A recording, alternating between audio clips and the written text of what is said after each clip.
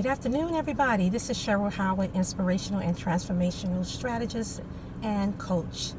Today, this is a Monday check-in, but real quickly, because I was thinking about this as I did an assessment, with certain people, when it comes to finding out why, when they're around certain people, the worst side of them come out. And so one of the ways to maintain your best self and to stay, to maintain that level of optimism and being positive and staying hopeful so you can progress, you can grow, and you can develop, you need to get away from bad company. Bad company, bad associations, negative associations, and even atmospheres will not help you stay in your best self. It'll actually bring out the worst in you. The Bible does let us know that, we are born with the knowledge of good and evil. And so we all have the potential to cut up, act up, stay disobedient, and that become a blessing blocker. That become a growth blocker where you cannot progress, you cannot move on, you can't develop, you can't mature. And so that blocks you from so many wonderful opportunities and good connections. And, we want these divine connections, and we want, to just be the best, but you can't be the best if you stay in a breeding ground of negativity. And so that's something I think we all need to pay attention to. You can do your own experiment. Maybe you can, if you find yourself in this kind of, I know this is going to apply to somebody, because sometimes we don't think about that, or we do, or we don't know how to sever relationships.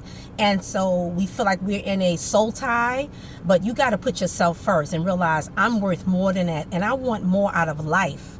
I want to experience more joy, more happiness, and more peace above all. And so I think a good experiment would be to pay attention to around the different groups of people that you associate with. Find out who brings out your best self. When you operate in your best, a lot of times, and this is for most of the times, when you in the right atmosphere with the right connections and the right people, your creativity, your spiritual gifting, whatever, you seem to flow in that more. It's like going to church and the spirit is high and the spirit of God is at work.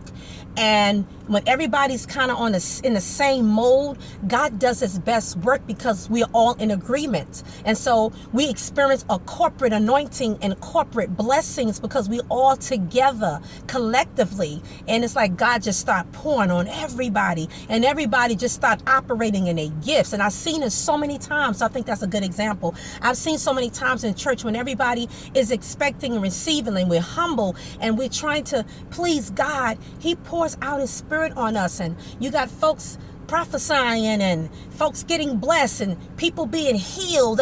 Just so much of that powerful movement going on. And so we need to apply that in our everyday lives. Be around the good people, good company, so that you can operate in your best self.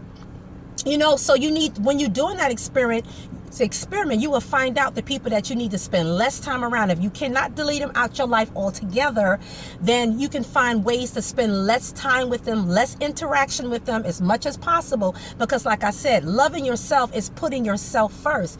If you don't put yourself first, you won't be good for anybody else anyway. Not even for your children, not for your spouse. And those of you who are single, you need to do this now. If you are in a relationship where that person is bringing out the worst in you, always arguing, you find that when you communicate with that individual, it's always something negative, nothing positive. They don't build you up. They don't affirm you.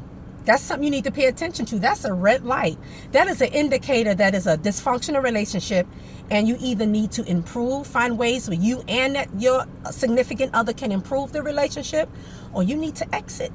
And so then you need to come up with an exit strategy. Really, you really need to do, because I want you to be happy. I want you to live your best self. Of course, we're going to have ups and downs in life. That's just a part of life. But you don't want to stay in an attitude of always operating from a place of sadness and trauma and just being down all the time and frustrated. Find out where that seed is coming from. Find out where that vibe is coming from so you can remove yourself from that. So that's all I wanted to touch on today. I hope this was helpful to somebody, or share it with somebody because it may be helpful.